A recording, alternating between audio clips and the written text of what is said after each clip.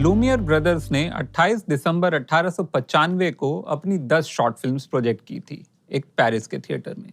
That event is supposed to be the beginning of cinema as an art form. Then came editing, then came sound, then came color, फिर film reels को digital camera ने replace किया। इस सब के बीच में German expressionism, Italian neo realism, French new wave, Indian parallel cinema movement और प्रभुदेवा बॉडी मूवमेंट्स आए। अगर आप स्टोरी ऑफ फिल्म, जो मार्क कजिन्स की डॉक्यूमेंट्री सीरीज है 15 एपिसोड की, वो देखेंगे तो वहां ही talks about what I am trying to explain, but he has 15 hours to talk about it.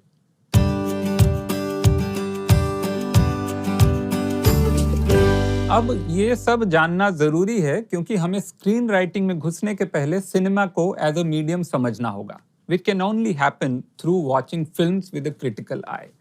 In screen writing आप जो लिख रहे हो that has to serve the audio visual medium and it has to be written in a way कि आपके text पे जो collaborators होंगे वो उसे इंटरप्रेट कर पाएं।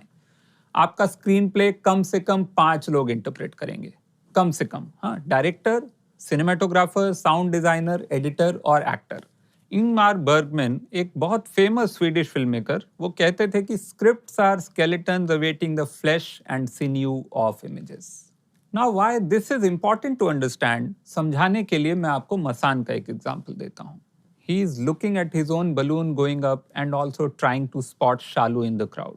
Then he spots a balloon going up, the same one Shalu had bought. He here being Deepak, और ये मसान की स्क्रिप्ट की वो 2 लाइनें हैं जिनकी कहानी मैं आपको बताने जा रहा हूँ। बहुत सिंपल सा सीन था, एक एक्टर है, एक गुब्बारा है, बनारस की दुर्गा पूजा की सेटिंग है।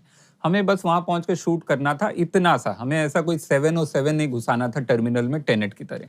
वर्स्ट केस सिचुएशन, इसे 1 घंटा लगना था, हमने शेड्यूल में शायद आधा घंटा ही रखा था।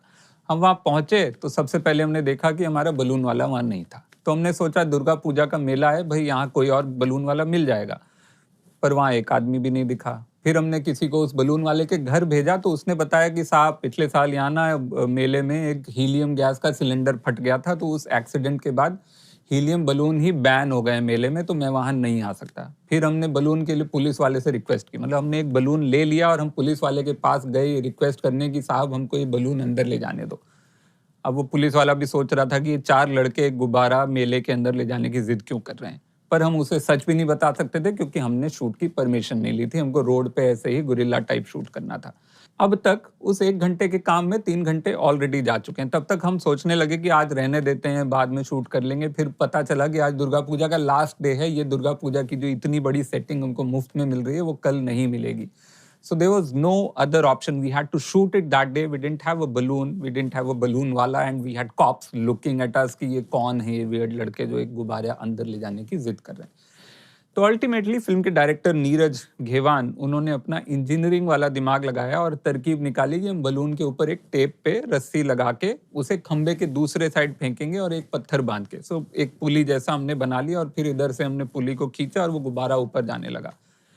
And that's how we shot that scene. So Deepak यानी कि विक्की कौशल के हाथ में हमने वो गुब्बारा दिया, उसके ऊपर एक टेप लगाई, उसके ऊपर एक धागा और फिर ऐसे करके एक पुली इफेक्ट बनाया और इधर से खींचा और वो दीपक ऐसे like he was behaving like गुब्बारा सच में उड़ रहा है।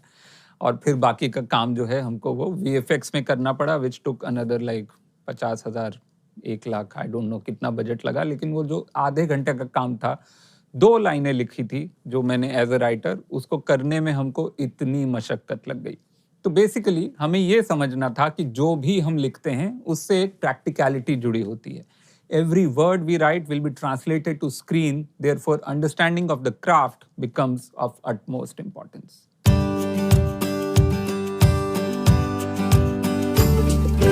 जितनी फिल्में हम देखेंगे उतना हमारी मीडियम की अंडरस्टैंडिंग एक्सपैंड होगी। About how much has the medium achieved and how it has achieved that.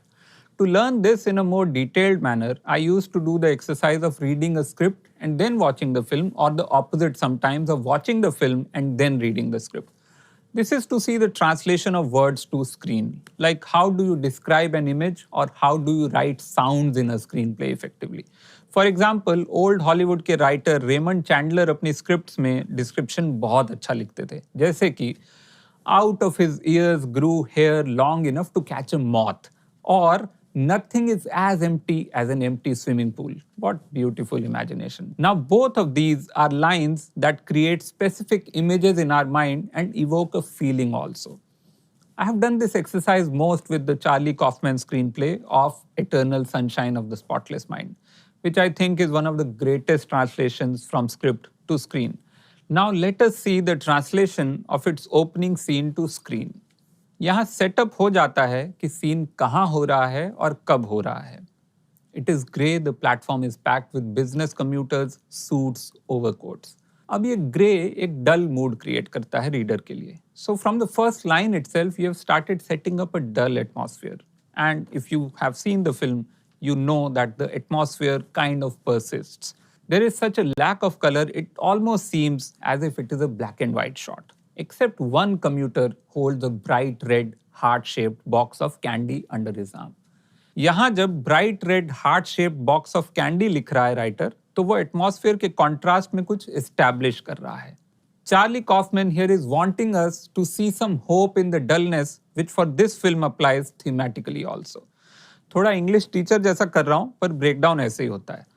The platform across the tracks is empty, as an almost empty train pulls up to that platform. One of the suited men breaks out of the crowd, lurches up the stairs, two at a time, hurries across the overpass and down the stairs to the other side, just as the empty train stops. The doors open and the man gets on the train. As the empty train pulls from the station, the man watches the crowd of commuters through the train's dirty window. We see his face for the first time. This is Joel Barish. He is in his 30s, sallow, a bit puffy. His hair is a little messy. His suit is either vintage or just old and dirty and sort of threadbare. His bright tie has a photograph of a rodeo printed on it. This is the first time we are meeting the protagonist of the story. Here, he impulsively catches a train on the other platform. So here the writer is hinting to us कि character कैसा इंसान है और overall film कैसे zone में operate करेगी. Again, if you have seen the film, you know that the film is about impulsiveness of people, where the character is doing what he feels in the moment. तो बहुत logical thinking individuals की film नहीं है. The dull-suited commuters are the logical ones almost, and Joel breaks out from them to catch another train, and we will be following him in the film. In watching, this is as simple as any opening can get. But screen play पढ़ने से हमको समझ में आ रहा है कि writer का vision क्या है, कि वो करना क्या चाह रहा है और वो कितनी डिटेल में हमको वो चीज़ें बता रहा है, which we get to reflect on as we read screenplays. That is the objective of this activity, learning how to convey. It is like learning a language, and उसके लिए आपको उस लैंग्वेज के sentences तो पढ़ने ही पड़ेंगे, उस लैंग्वेज का syntax तो सीखना ही पड़ेगा. This is cinema, and now come along to see what your screenplay can become.